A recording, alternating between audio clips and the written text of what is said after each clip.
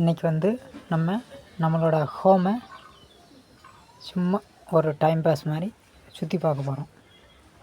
பெரிய அரண்மனைலாம் ஒன்றும் இல்லைங்க.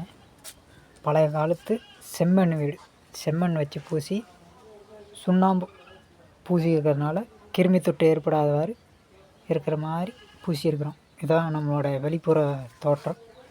வெளியில் இது வந்து பாத்ரூமு. இது ஒரு நாள் விட்டு 3 நாளைக்கு ஒருக்க 4 நாளுக்கு ஒருக்க கொஞ்சமாக தண்ணி வரும். அதை பிடிச்சி சின்ன சின்ன பாத்திரங்களில் ஊற்றி பயன்படுத்துவோம். இது மோடி திட்டத்தில் கட்டின ஒரு பாத்ரூம். இது பாத்ரூமெல்லாம் இப்போலாம் யார் யூஸ் பண்ணுறா? இதெல்லாம் ஒரு மரம், ஒரு வேஸ்ட்டான பொருளெல்லாம் பயன்படுத்திகிட்டு இருக்கிறோம். இது ஸ்கூலில் வாங்கின சைக்கிளு. இது ஓட்டுறது யாரும் இல்லை. துணி காயப்போட வேறு ஏதாவது வச்சுக்க இதில் பயன்படுத்துகிறோம். அப்புறம் இது குழம்பு பயன்படுத்துகிற வெங்காயம். இது பக்கத்து ரூமு. இங்கே இதில் யாரும் அதிகமாக தூங்குறதில்லை.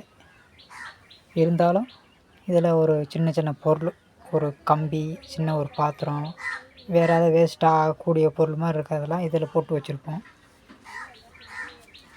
இது தெரிஞ்ச விஷயந்தான். திமுக ஆட்சி வரும்போது கொடுத்த காலண்டர், அதுவும் தேதியோடு.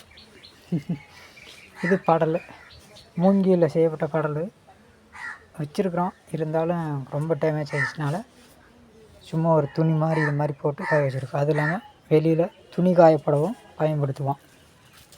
இதில் எவ்வளோ இடம் ஃப்ரீயாக இருக்குது பாருங்கள். அதுலேயும் ஒரு வேப்ப மரம் ஒன்று வளர்க்குறோம். குழு குழுன்னு இருக்கும். வெயில் காலத்துக்கு ரொம்ப சூப்பராக அற்புதமாக இருக்கும்.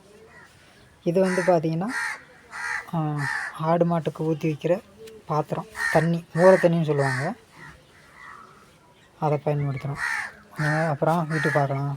இது படுத்துக்கிறது கைத்து கட்டில் பயன்படுத்திக்குவோம்.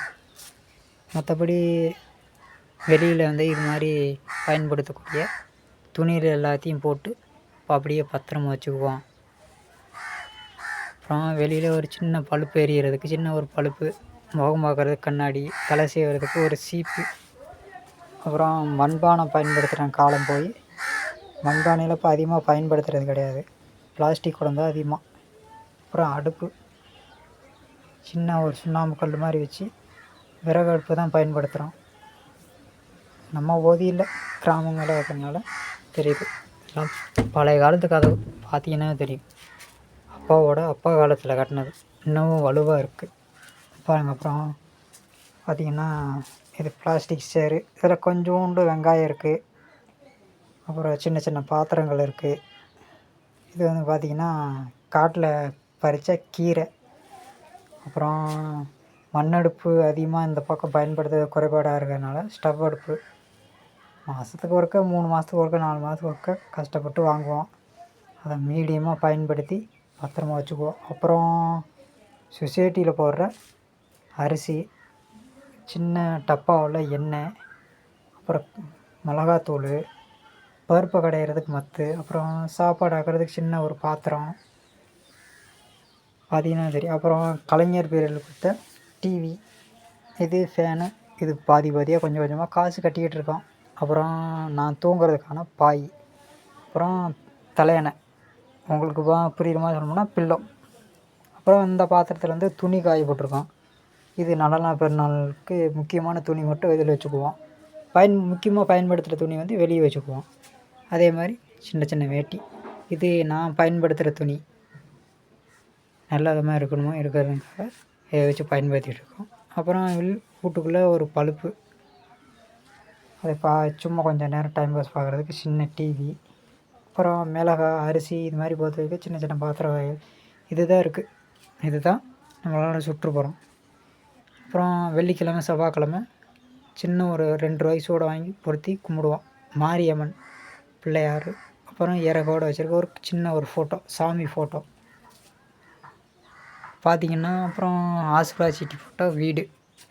இது நம்ம பயன்படுத்துகிற வேட்டி துண்டு, மழை காலத்துக்கு கொண்டு போகிறதுக்கு சின்ன ஒரு கொடை, அரிசி வாங்கினா முக்கியமாக பயன்படுத்துறதுக்கு சாக்கு, அப்புறம் ரொம்ப மழை வரமாக இருந்துச்சுன்னா உரப்பை, வெயில் காலத்துக்கு ஏதாவது வெங்காயம், தக்காளி இது மாதிரி காய போடுறதுக்கு பயன்படுத்திக்குவோம்.